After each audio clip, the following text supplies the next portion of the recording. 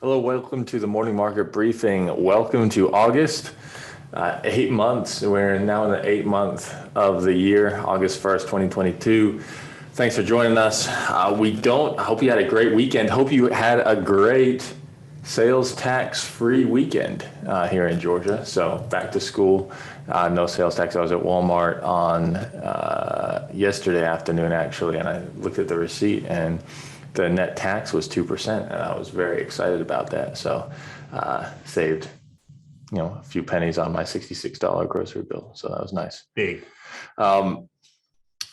Let's talk, Tom, about the Federal Reserve, because I think that a lot of the market rally last week, we had the big earnings reports, and that was kind of the self-fulfilling prophecy of it. But we also had these expectations for fewer rate hikes, not so much in 2022, but especially as we get into 2023, really looking at rate cuts. There was a sense in the market that inflation was peaking and that the Fed is going to look to start to reduce rates after Powell's talk on Wednesday. A, did you agree with that at the time? And B, what has transpired over the weekend that might change that? I don't necessarily agree with that. I think that the market has accepted that, at least for the time being. And we've seen some wild swings this year. And so I think we're overbought on the bond side. I mean, we have retraced all the way back to probably the middle of April in terms of where rates are. There's been huge buying, particularly on the long end. But the problem is it doesn't make any sense. Like if the Fed's going to be super aggressive, they're going to raise, 3 hikes and 3 hikes, and they're just going to keep pushing. It wouldn't make sense that we suddenly need to pivot and then stop doing anything, because ultimately we have yet to see a print on inflation that has come down. I mean, we're not, even the GDP numbers we got out last week said that we're at 8.7 for the quarter. So I think that, I don't know why everyone seems to think that, but I'm of the opinion that we're going to see rates tick back up. We're going to see more hiking. And I think the one thing that changed that specifically for me, or at least locked that in, is that we've seen a number of prominent Fed officials come out and say, now is not the time to suddenly pivot. And so we're seeing a little bit of tick up in futures, but not a lot in terms of what we're showing on hikes. But Neil Kashkari put out a piece, or gave an interview to the New York Times over the weekend saying, quote, "I'm surprised by the market's interpretations. The committee is united in our determination to get inflation back to 2%. And I think we're going to continue to do what we need to do until we are convinced that inflation is well on its way back down to 2%. And we are a long way from that." He also went on to say, "I don't know what the bond market is looking at and reaching a conclusion in terms of having a rate cut next year," adding that the bar would be very, very high to lower rates. And so we've already seen futures kick back the first initial rate cut from February now to March. So that it is affecting futures, but not really in a meaningful way. And then, of course, this morning we had an op-ed that was written by Bill Dudley, who is the former New York Fed president, former vice chairman of the Federal Open Markets Committee. And he basically said the same thing, which is, I don't know why everyone thinks the Fed is suddenly going to pivot. Demand still exceeds supply. And even if supply is constrained, the Fed needs to do everything they can to bring the demand side back down to where supply is. And I think this really goes to show that a lot of these Fed officials are not convinced that inflation is coming down. I mean, I'm not convinced that it's coming down. I don't think anyone who even went to the grocery store this weekend and may or may not have paid taxes on whatever goods they got feels great about the prices they paid. And so I think that they need to continue to be aggressive. We've already laid out this path. We're on, we basically chose the path of aggressive rate hikes. We need to stay on that path. Otherwise, credibility again begins to crumble for the Fed. The market gets more confused, uncertainty ticks up, and we're going to have a lot of volatility, in my opinion. So the estimate right now, I think if you look at market pricing, and I think just general economic consensus, is that we raised by 50 basis points on September 21st. We raised by 25 basis points on November 2nd, and then we raised by either 0 or 25 basis points at the meeting in December. So a total of 50 plus 25 plus maybe 25 will give you 100 at the top end. And that's kind of what the market is pricing in. So we're pricing in 75 to 100 over the balance of the year. Kashkari, though, in this interview says we could do 75 in September. Basically trying to talk the market back into some sense of hawkishness. I think that generally he's right. I mean, when I look at inflation expectations from economists, when I look at The data that's come in, when I look at companies, what companies are saying in terms of price increases, I'm seeing inflation continue to broaden out and continue to rise. And so to the extent that we see any fall off on that top line, I think that that will just kind of be dependent on food and energy prices, which are just kind of the commodity markets. But that core underlying inflation, I think, continues to move in the wrong direction. And I think that's bad for the Federal Reserve. And I think they'll continue to respond strongly to it. And so to expect them to back off in the first part of next year, I think that should not be anyone's base case right now.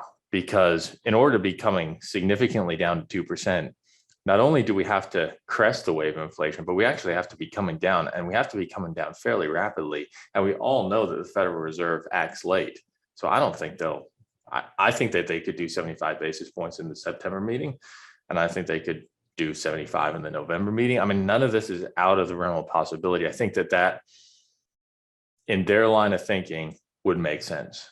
I don't think it's the right policy, because I think that growth is slowing, and I think that the Federal Reserve is impotent within 18 months on an 18-month time frame. Beyond that, I think that the Federal Reserve does have some ability, but policy acts with such a lag that I don't think they're actually able to control inflation in real time. Yeah, I would tend to agree with you. I mean, if you're trying to climb a mountain, there's no sense in taking one step a day. We might as well just do it, get to the top, and get back down. But that's not what we're doing. If they decide to pivot, we're basically saying, hey, we got half up the mountain. Let's take a month off and think about it. At which point, it becomes winter and everyone dies. Yep. I think right now, the problem that the Fed has is that it's slowing down the progress that they're making, in their view, on inflation. Interest rates have fallen from a peak mortgage rates have fallen from a peak of 6.04% in mid-June back down to 5.28% now. Now, 5.28% 3-4 months ago would have been unbelievably high. Now it looks like a bargain for people. And I wouldn't be surprised if you start to see people coming back into the market and buying a house, because they're thinking, hey, I'm getting a deal. It's 20% off. Yeah. I mean, you're starting to hear too. I don't know if you guys have heard these radio commercials or TV commercials for this company, Divvy. But I heard one over the weekend. It's the first time I'd heard it, but it's a company that will buy a house of your choosing and then rent it back to you. And then a portion of your rent goes to your down payment over the first 5 years. And once you've rented that house for 5 years, you've now made your down payment, and they will transfer the mortgage to your name, because that's where we're at right now. So this is a setup for what could lead to a position where you're kind of in that 2007, 2008. They're looking for backdoor ways to get people approved for mortgages that they can't afford, because housing prices have risen so much. So something to consider, though. I guess in that scenario, if you default in that first 5 years, that company gets your house and they can turn around and resell it, and they already own it. They probably paid for it in cash that they levered up on somewhere else. But I think that's, we need to get to a point where either houses are unaffordable for people who can't afford them, or affordable. We can't be in this no man's land where we start to do that weird dance, because that's how you end up with, unintended consequences. But I heard that radio commercial over the weekend. I thought, this is really bad news. That's a bad idea. Yeah, for sure.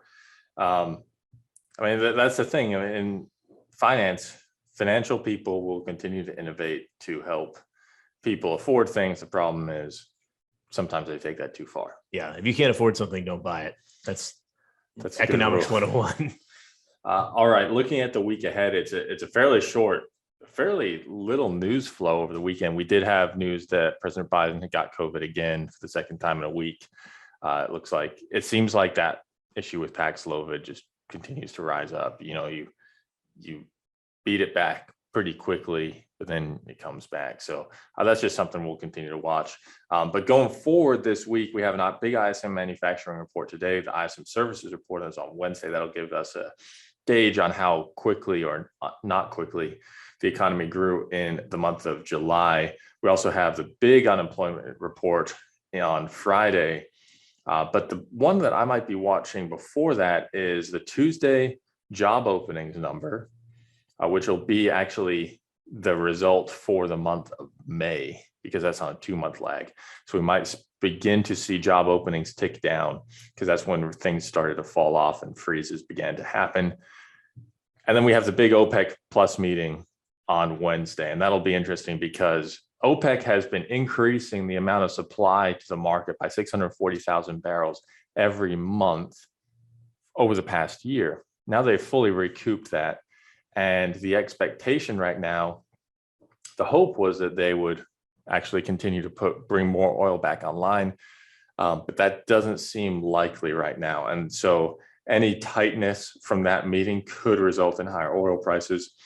And the converse is true as well. But the job openings and the employment report here in the US are going to be the big ones. Tom, what are you watching?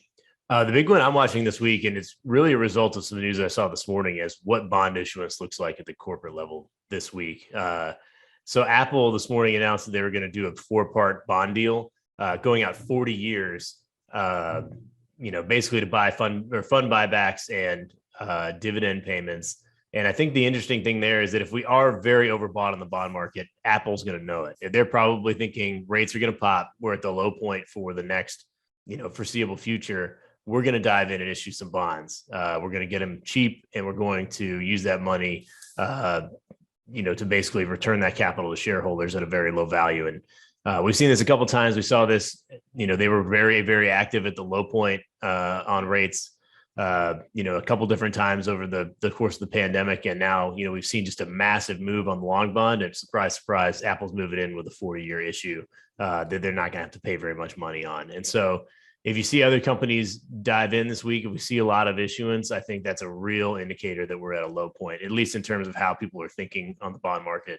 And I think that, Apple's done a really good job in terms of managing their debt and when they attack. So I think that's a real good indicator that rates are probably coming back up. Yeah. Raise money when you can, not when you need. Exactly. And I think that was the problem that we saw with some companies 3 or 4 weeks ago when they were trying to raise capital.